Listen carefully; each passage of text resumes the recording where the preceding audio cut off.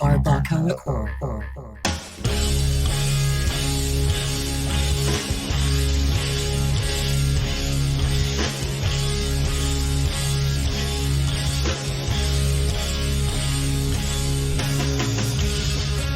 What is up, everybody? Thank you for checking out a new episode of the BarbacoaCore Podcast. I am your host, Patrick Huerta. Hopefully you're doing great. I wish nothing but the best for everybody. I love everybody, you know. I am incapable of hating anybody. That is a fact. That is 100% fact. I guarantee it. It wasn't always like that. I used to be a big hater. Really big old fat hater. But I'm older now. I'm more mature, wiser. Some may say. Not many, but some. So yeah, I don't hate anybody. It's a waste of energy. Don't waste your energy. Conserve your energy. Or use it for good. Only good. Yeah. All that being said, I hope you're doing well. I'm doing okay. I am hungover, which is not good. Not a fan. Not a fan of it, but that's just what I'm dealing with today. My fault, of course. I should do better. I should treat myself better. And I'm gonna. I am gonna. Anyway, thank you for thank you for listening. Like, share, subscribe. If you dig the BarbacoaCore, follow us on Instagram at BarbacoaCore, and you can follow me on Twitter and Instagram, respectively, at your homie Pat. And also check out the Antisocial Comedy at Antisocial Comedy on Instagram. They're doing fun stuff, fun live events, safe live events, and I'm also part of their Antisocial Hour. That's their podcast that we do every now and then. You can find that on YouTube and wherever you could find podcasts. You know, support that as well. So I've been part of that, and yeah. This episode, I sat down with Ricky and Mario of CAUTERIZED, who are the bassist and the drummer of the band. I sat down with them. This was recorded last weekend. And we just talked about the band. We chopped it up, talking about music, talking about the band, their past, present, and future, and all that good stuff. I found out about the band through Rob Chavez of Rob's Metalworks. I was hanging out with Rob a couple weeks ago, and we were just chilling out, watching UFC, whatever. And then the other guys from the band CAUTERIZED, Alex and Nick, came by, and that's how I met them, and that's how I found out about the band. So even when Rob's not doing his show, because that's what his show's all about, promoting other metal bands, whether they're touring, regional, all that good stuff. He's been introducing me to a lot of cool music that I probably wouldn't have found on my own without Rob's Metalworks. So even on his off time, even when we're just hanging out, he's still connecting people, you know, in one way or another. So shout out to Rob's Metalworks. Check out CAUTERIZED was on Rob's Metalworks. I think that got released last month. So check that out as well. Support Rob's Metalworks, one of my big homies, and friend of the show. And so that's how I found out about CAUTERIZED, and then I started listening to their music, and I really fucking dig their EP. Their EP Roots is fucking pretty good. It's brutal, it's raunchy. I dig it. So I was pretty stoked when I was able to get the band on the podcast. I don't know if I mentioned this already, but we did record this last week. We recorded it outside. We were sitting outside just to be a little bit more safe with everything going on. And outside, it creates a lot of noise. So there's additional noise in the back. The phone frequencies, they come out. They come out on the recording, which sucks. So I apologize about that. I didn't think it was going to be that noticeable, that loud. It's not loud, but it's noticeable. You'll hear it for sure. But it's there. I'll do better. For the next recordings. I am going to chill. I'm definitely going to chill with face-to-face stuff. Numbers are spiking. It's not looking good. And I'm going to be honest, I've been out there doing hood rat shit with my friends when I really should be safer.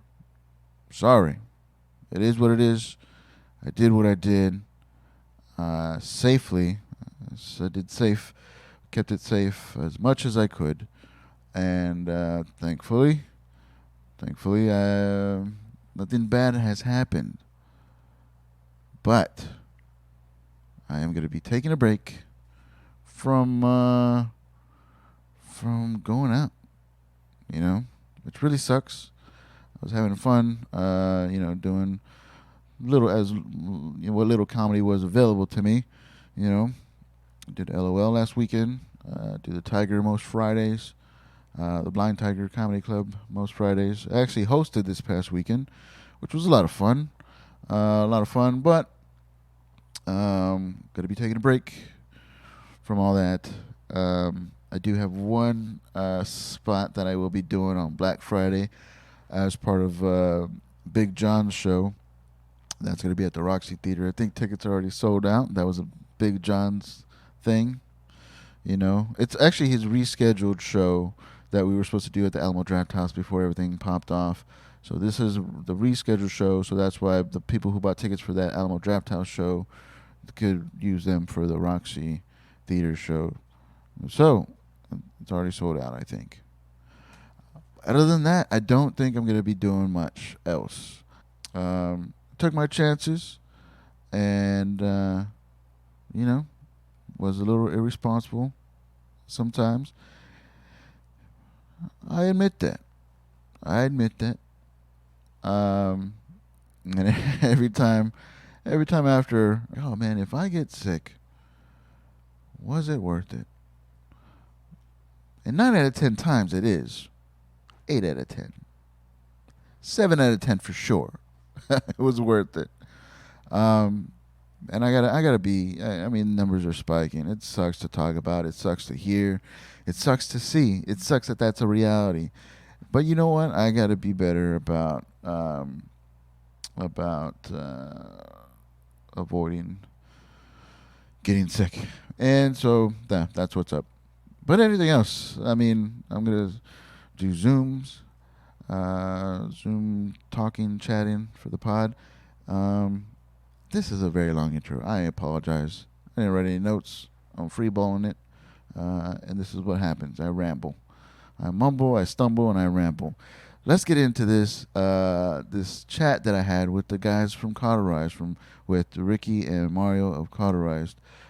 Check them out. Follow them on their socials. They got merch. Hit them up for merch. They have some cool shirts. I'm definitely going to get one on my own. But check them out. Follow them, CAUTERIZED TX on the Instagram. Look them up on Facebook, CAUTERIZED. Check them out on Spotify. Support this band. Help them out. And hopefully you dig it. Thank you very much for listening. I will check in with y'all. I will check in with y'all next week. Be good. Stay safe. This is my talk with the band CAUTERIZED. Later.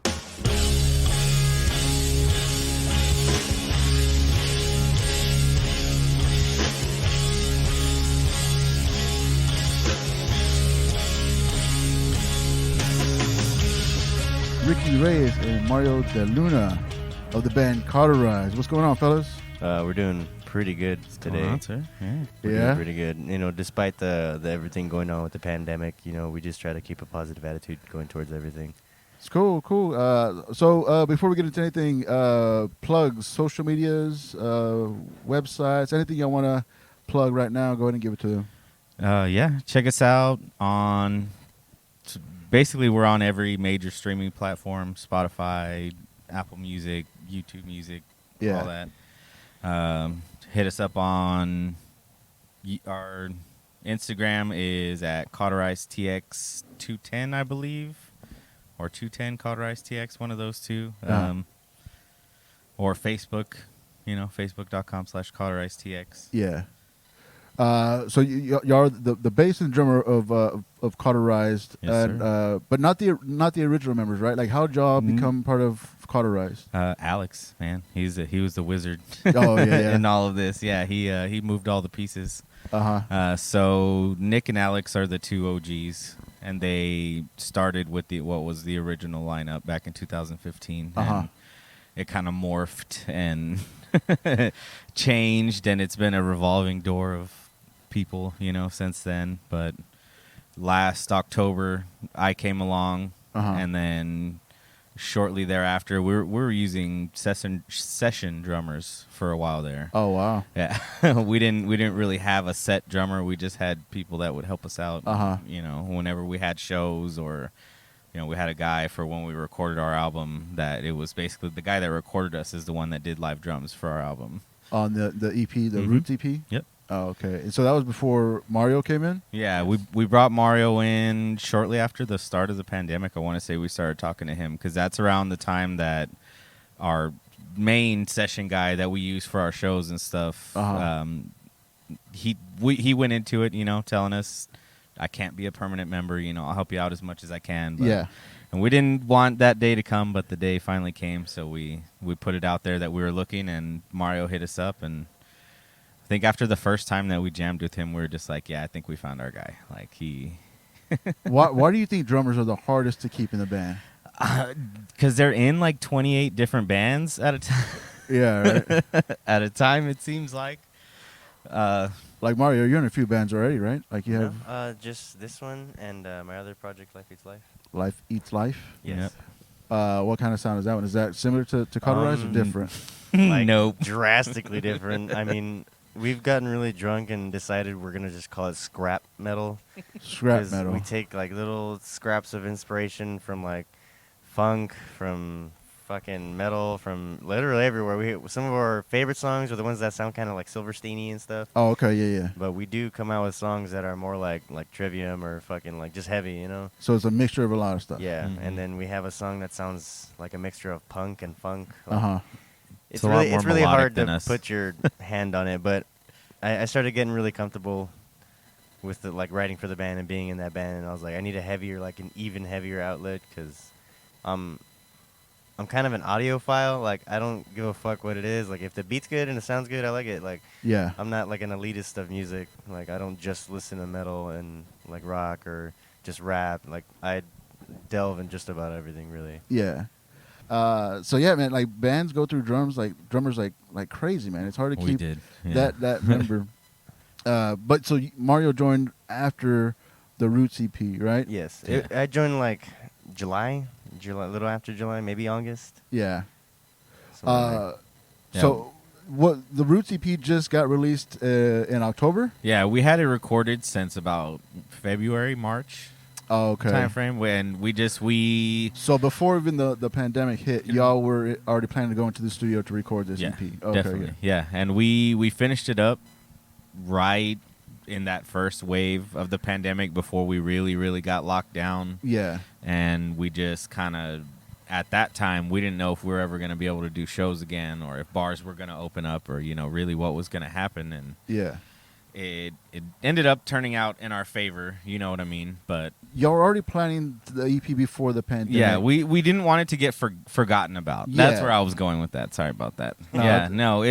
We being that it was so early on in the pandemic and we really didn't know what was going to be happening, was really the issue. And we didn't want to release it too early in the year, and then here we are now, October, November timeframe, and it's like, okay, whatever. Y'all released it, but y'all can't do any like shows, like any type of promotional thing for it. It would have fizzled out, and Was that a concern before releasing it, or y'all knew y'all were going to release it at this certain time regardless? We knew we were going to release it. We really hadn't discussed when exactly. And then that's when kind of Kingside came back into the picture, because we were supposed to have been signed by them way since before I even joined the band. They were supposed to have signed already. So one thing that y'all did do, or y'all were able to do, was record a video for the EP, right? That was fun. That was for the HYPOCRITE? HYPOCRITE, yeah. Oh, okay. Tell me about that video. Where'd y'all shoot that at? Like, how the idea of that come together? That was at Reptiles. And it kind of, the only reason it even really came to be is technically Reptiles was classified as a venue and not as a bar. So it could still have private events. Oh, okay. So we basically just invited a bunch of our friends to come out and, you want to be in a music video? We put it up on Facebook and stuff. And yeah, so we basically, the main ideas behind the video was basically Alex and Nick, the lowrider theme and the part where you have us in front of like all the lowriders, and it's all just a big crowd of all of our supporters, and it was a really good time. How long did that take y'all to shoot? Oh man, a couple hours, and it was so freaking hot. It wasn't a couple hours, man. That was like a good 4 or 5 hours of filming. It was half a day pretty much. Like man, and it was the middle of like summertime. Freaking hot. Yeah, it was god awful. Everybody was drenched in sweat. I could feel my balls at my knees.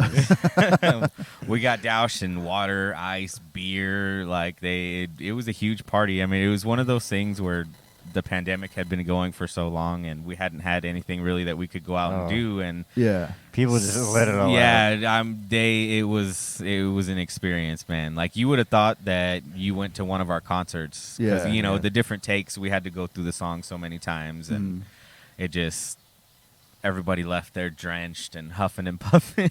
That's crazy, man. How many people did you have involved in that thing? Was it all the same people, or did people rotate in and out? Or we had a bigger crowd when it first started, but like I said, it was hot and it was really uncomfortable. So really, like, the core 20-30 people, that that really were into it stayed, and most people left. Like, if you could imagine, like, being in a place like the Alamo Dome, like full, but there's no AC, like no ventilation.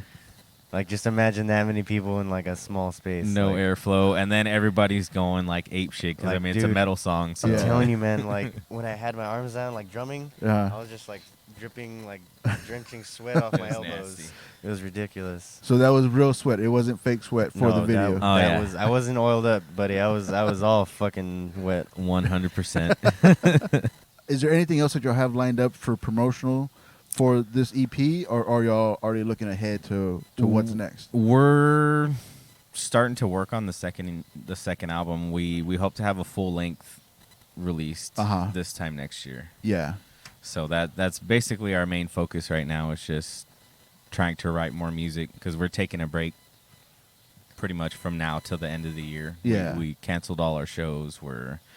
His little girl is coming any day now. So pretty much in anticipation of that, we just like, you know what, we had a good run, and none of us got sick. Thankfully, at none of the shows that we did, nobody came up that somebody, was positive. We didn't have any sort of COVID scare, so that was pretty good. But what kind of vibe are y'all going for towards the next EP? Is it an EP or a full length? It'll be a full length. We're just gonna keep it heavy, really. We had briefly discussed maybe releasing a single, like sometime soon, maybe just to keep the ball rolling.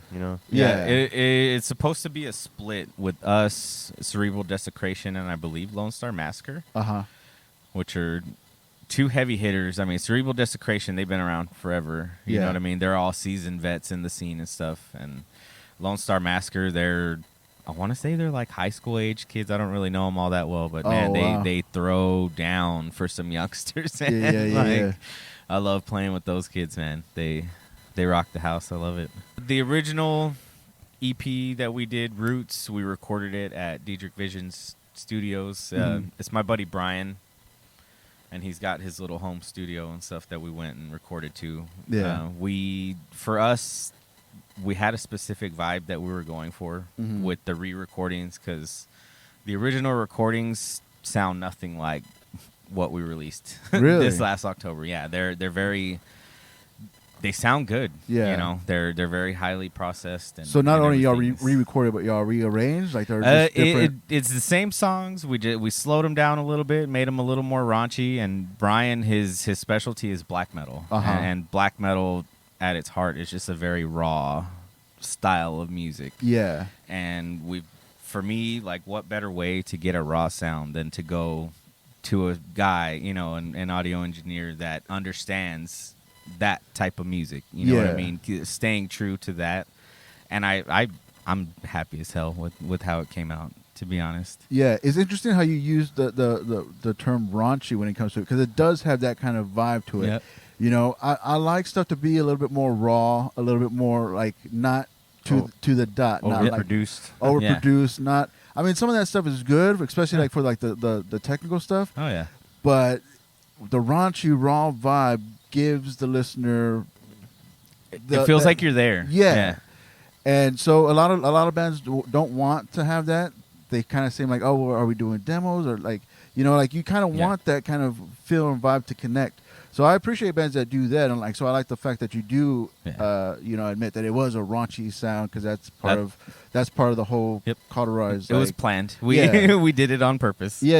And the biggest difference too is it's live drums in the recordings that we released, and before it was all programmed drum. I mean, it was literally what he was playing, but he didn't go and mic up his drums and, you know what I mean, record those parts. It's crazy how like a lot of bands are doing that, like the programmed drums, like they're trying to make live drummers obsolete. It's just cheaper when it comes down to it. It's just cheaper. They don't mind spending, like, accumulatively every time you go record drums, you're spending $230. Yeah. So I guess it is cheaper. I guess it's more control. Yeah. But it takes away that vibe of it, man. Yeah, definitely. And then that was one of the things too, was like when we started talking to Brian about doing this EP for us, that was one of the things that we told him, was that we got to have live drums, whether it's you that does it or we find another session drummer to record drums. Yeah. You know, it has to be, because we don't, like I said, for that raw feel, you have to have live drums. There's no substitute. There's really not. Yeah. Has this band been on the road yet? Have they done any tours as Cauterized? Not yet. We have one that's supposed to be happening 2021 sometime with Meridian, Lone Star Massacre, and Ammo for My Arsenal. Mm-hmm. And I don't. There's really no like confirmed dates yet, so I really don't. It's hard to confirm. That's a maybe. We've played in Houston. We're supposed to be playing in Austin on the 13th, right? 14th? No, it's the 14th. The 14th? Yeah. Yeah, we're supposed to be playing with Cerebral Desecration at Come and Take It on the 14th, but I don't know if that show is even going to is even going to happen. And then two, like I said, with Alex's baby coming soon. Yeah. It really wasn't worth the risk of finding out, you know what I mean, 2 days before the show, like, oh, now we have to pull out. And so we just, as soon as we found out, we just went ahead and backed out of it. Nah, I get that.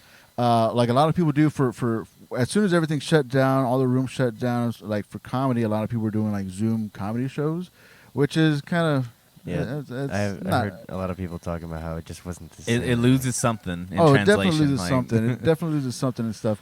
But I also heard like some bands, after they still release, because bands are still releasing albums, so they'll do live Zoom concerts as a way to, or even some bands are doing like fake tours, where they'll do tour dates, and of course anybody could sign up for any date, but like they'll just so it's so fun, like, oh, I'm in San Francisco, you know, so only San Francisco people log on and stuff.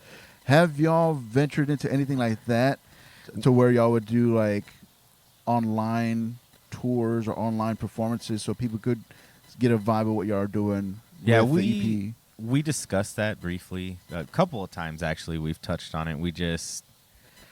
finding a venue to do it. You know what I mean? Yeah. Like right now, we really don't have a set jam space. We kind of just jam where we can at the moment. So the logistics of it, you know what I mean? The X's and O's haven't. I get that. Yeah.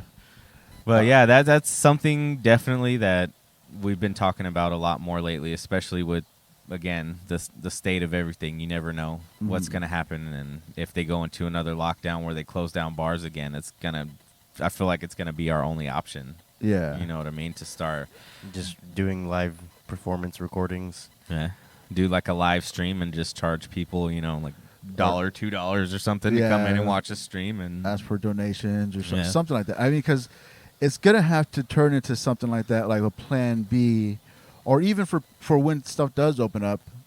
And I don't know if this is a good thing or not, but to have the option to not be there live, and still be able to see it. Again, I don't know if that's a good idea, but I just know, I mean, that element as far as like live entertainment has just fucking just gone. It's just gone away, and a lot of people. I mean, it's not the same. The Zoom comedy shows aren't the same.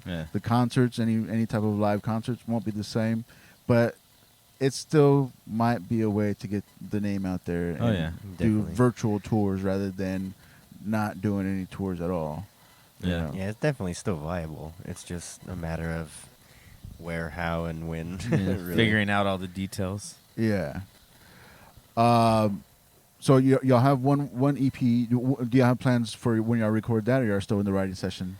Right now, we're still just in the writing process. Yeah. We're taking our time with it, making sure that, you know, it's going to be the sound we want. Yeah. We want to be more picky. Yeah. This time around and try to push ourselves and see. I mean, we're still going to be the same, like kind of beat down, laid back kind of thing. We're not going to get overly technical or produced. Yeah. But it's definitely going to have, like, I guess, a cleaner sound to it. Yeah. Like, still raunchy, but like, it's going to be heavy for sure. That's just our thing. Yeah. You know, like we over technical music, you know what I mean? Sometimes it has its place, but it's not for everybody. It's good, you know. But I'm just not that good. Yeah. No, for sure. Yeah. Like when I was playing drums, like I like that stuff, but I just don't play that stuff. I never wanted to play that stuff. For sure. Yeah. And I'm not really good as a cover band. I couldn't do cover bands. I just don't pick up stuff like that. I like original stuff. Yeah. Maybe laziness, but also it's just not as fun. Yeah. You know. Than jamming, you know what I mean? Playing your own stuff. Playing your own stuff, coming up with stuff on your own rather than copying what other people do. What kind of when y'all were able to do shows, what kind of like crazy stuff would go down at the shows? Oh man, like what were people expecting when they went to a Carterized show? We did a benefit for the suicide prevention show with JC Productions and RT Productions at where was it? Bang Bang Bar off of San Pedro. It's behind that restaurant, the Dogfather.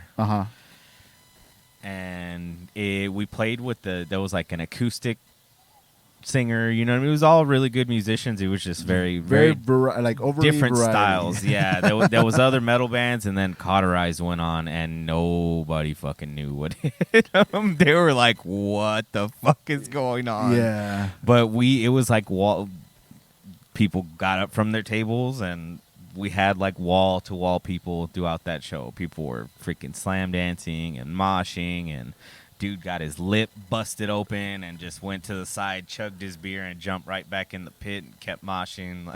Dang. Yeah, man, it gets wild. Like we put off so much energy in our live show that it's kind of hard not to get swept up in it, especially in that kind of atmosphere. Yeah. And it tends to get crazy. Mario will start screaming at people from behind his drum set. Like I'm not a friendly person up there. No. We move on stage, so it's like infectious, you know what I mean? And a lot of times, even like when we played in Houston, we're not from Houston. We don't know anybody in Houston really. And so we went on and played, and it started out, everybody was kind of just hanging out in the back in the bar and at their tables and stuff. And by the time our set was over, everybody was like right huddled in front of the stage and stuff. So it's very sweaty people. Yeah, getting into it. Yeah. Do y'all have any live footage of that? Have y'all like put out anything on that? We have actually a couple of videos on YouTube. I want to say there's our set from we did the Vakken metal battle this past year. Very narrowly missed placing in that, which was a little bit disappointing. But hey, you know what? That's how it goes sometimes. Yeah. There's that one from Fitzgerald's, and then I want to say there's our set from Reptiles, one of the shows that we did there for Brandon Hauser. But yeah, there's not much. It's here and there, the videos of us live. I wish we would have had a videographer following us, because we've had some pretty good shows, man. I don't think there's any live footage quite yet of us, like with me in the band. But there's definitely a lot of videos of them out there. Oh, okay, yeah. Are any plans to do any more videos for Roots? So you're okay. What's the details on that? Like, do you have like a storyline on that one? Not yet. We haven't. I do want to say that Alex has said that he really wants to have a more story-driven video this next time, because the first one was kind of us just hanging out, just a party. It was just a party, which is fun. It was meant to show unity in the scene. You know what I mean? Because there was all kinds of different promoters there that don't normally like mess with each other. There was bands there that don't normally play with each other. You know what I mean? It was people from the scene. Like, it wasn't just normal fans coming to see us. Like, it was our homies. You know, like people we've shared the stage with several times over the years. And so this next one, we don't know what yet, you know what I mean? Like, we haven't really planned it out so much, but we do know that we want a more theatrical video this next time around. For which track? Which track are y'all planning to do the video for? I want to say it was between Despised or Die Slow. I definitely want Despised to be the next one. That's one of my favorite tracks, actually. Oh, okay, yeah. That one goes off. Yeah. I love that song. So y'all are going to do one more video for this EP. Anything else planned for promotional? Honestly, the video is going to be one of those things that we'll be planning it, but it'll probably happen, like, if it can. Okay. Like, soon, you know what I mean? We're going to be focused more on writing the second album and getting a really fleshed out, like, finished product going before the middle of next year. Yeah. Because we're under contract to release another album by this time next year. So. Oh wow! They tell you when an album has to be released. Well, I mean, our contract was 2 years, 2 albums. So we're 1 year in, 1 album down. Oh, so we got basically this next year to release another album. Wow, I didn't know that was part of the contract, that you had a time limit. I mean, I guess it's a good motivator. Yeah, not necessarily a time limit. You know what I mean? Yeah. But that was just the length of the contract, basically. So that makes sense. So y'all are signed to Kingside? Kingside Records, yeah. What other bands are on that one? You got Unbeaten. October Roar, hardcore band from Poland. You got October Roar, which we played with in Houston. Ammo from My Arsenal. Covina, Decimate just signed. To Witness a Murder just signed. And where's Kingside based out of? Is there St. Augustine, Florida? Oh, they're out of Florida. Yeah. Oh, that's cool. He's based out of Florida. He just, he recognized the talent from here, and he's also, I want to say, he was involved with the Dallas scene for a number of years. Oh, okay. So he's familiar with the Texas scene, and obviously noticed the wealth of talent that is in South Texas. Yep. Yeah.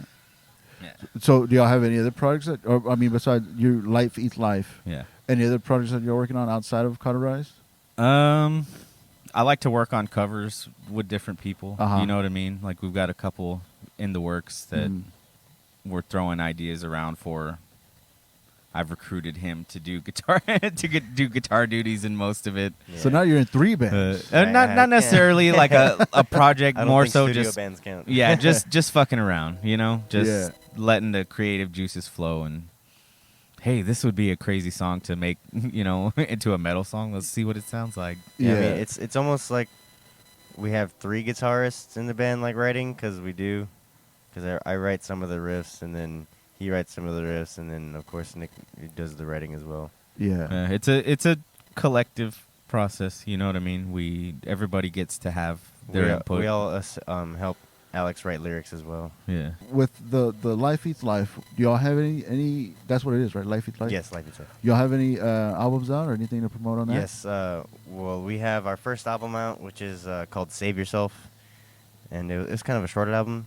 And then we also have a second album called Whiskey Was Involved, which we released. Whiskey Was Involved? Yes. I like that already. I haven't heard it, but it's probably one of my favorite albums. The inspiration, like a night you forget. The inspiration for that is because when we were writing a lot of the songs for this, we, put our phone down, record it, so our guitarist Adrian can go make a demo of it, like on Cubase later. Uh-huh. And every time we would get a good recording of it, we were usually like fucked up on whiskey or something. So he'd put in parentheses like Whiskey Was Involved, like to note, like just keep in mind we were fucked up. Like, yeah. So we're like in the same state of mind. Let's just fucking call it Whiskey Was Involved. Fuck it. Yeah. So that's out on Spotify, on Apple Music, everything. Like we use DistroKid, so it's everywhere. Yeah. Basically. We're on Instagram, we're on Twitter, we're on all that stuff. Life Eats Life. It's usually life.eats.life. Oh, okay. And basically everything. Yeah. It's pretty chill. I mean, you'll find a song, even if you don't like metal. I think you'll find songs on our album that you like. It's good stuff, man. We listened to it on the way to Houston, right? Didn't Yeah. we? Yes. Yeah, it's good stuff. But so you joined Cauterized because you're looking for a different type of vibe or different type of genre? Yeah, like the feeling I get out of Cauterized is just like that. Like I said before, just that beat down, fucking hard shit. Feels like you're in a fist fight after our shows. Yeah, basically. Like I like. I'm a very energetic player. Like if you see me on stage with Life Eats Life, yeah, I get down. Yeah. I'm moving around a lot, and I'm still yelling at people, but it's more technical. Like I'm doing more, so I'm not as animated. But when it's funny, and I respect that too because I was a very, very animated drummer too. I'm very quiet, very to myself, and so you got that same vibe too. So when you say like I'm yelling at people and fucking going all out and stuff, I was like, yeah, I get that. I get that. That's your time to wild out, With these guys, since the music is slower and not like as technical, I'm basically like fucking 8-man up there. Like I'm damn near like spitting on people and like shit. Do you get away from your set? A couple times, yeah. I'll come up to the front. I'll crush like hands on my face and shit. Fucking yell at people. Probably spit beer at them or something. I don't know. It's part of like the theatrics and like. Oh, for sure, man. Not only that, like when I'm up there, like I'm a totally different person. Like don't talk to me. Yeah, I'm gonna fuck you up. We're not friends right now. Yeah. Don't look at me like that. I'm mad at everybody. Nah, that's cool. So I guess your live show would be a great way to describe like the sound, like the way you just described like all that stuff. Yeah, like being in a fist fight. Yeah. And I know that y'all don't really have like a set genre. Genres, I think, honestly, is a bullshit, and that's actually like I came up with the BarbacoaCore just making fun of people so strict on what genre are you? You know, like. I was like, I don't know, we're a bunch of fat guys, and we're saying it's BarbacoaCore. I don't know, whatever. But that's how I describe us. We're some overweight middle-aged dudes up there throwing our hair around and shit. We're fat and loud. Just what the fuck? Yep. That is, everyone but Mario is fucking short and fat. Hey man, I don't know. I'm on that verge of keeping this belly, dude. It's ridiculous. Yeah. I can't seem to get rid of it. But if you had to kind of like summarize what the sound is, if somebody needed to say like what kind of genre, circle, or whatever, like what influences or what sounds would explain what Cauterized is? Southern slam. Yeah, slam. Beat down. South Texas beat down. Yeah, I'd say. Yeah. Pretty much. I would say probably one of Nick's biggest influence would be like Body Snatchers, Traders, bands like that. You know what I mean? Heavier, down-tuned. Yeah. Not as fast, not as technical, but still heavy as fuck. Just very emotional. Yeah. Yeah.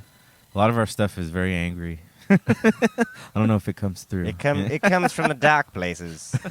Cool, man. Like anything else you want to bring up, or shout outs, or replugs, in case y'all forgot them up top? Yeah, shout out to our biggest sponsor, man, Texas Bearded Cartel. We rep them 24/7. Yeah, they do pop ups and stuff around Southtown. So if you guys ever get a chance, you should definitely go check it out, pick up some merch and stuff. Hit up Steve Bettis. He's a good man. Yeah, you know what I mean. He's helped us out on several different levels. Yeah. And then plugs again. Where can people find you? And check out the videos and check out the tunes and all that good stuff. Check out our video on YouTube. Our album Roots, our debut album Roots, that came out October 16th, is available on every major streaming platform. Our Instagram is just CAUTERIZED TX, no dots, no spaces, just CAUTERIZED Texas TX. I'm not sure what our Twitter is. Twitter, I think it's just CAUTERIZED TX. I had to make it to get my Spotify artist profile. Oh yeah, to get all our like statistics and stuff from Spotify, and it's like shit. We don't have a freaking a Twitter. We got to make one. It's asking for a Twitter, and I don't have one. That's funny, man. It's just for business purposes.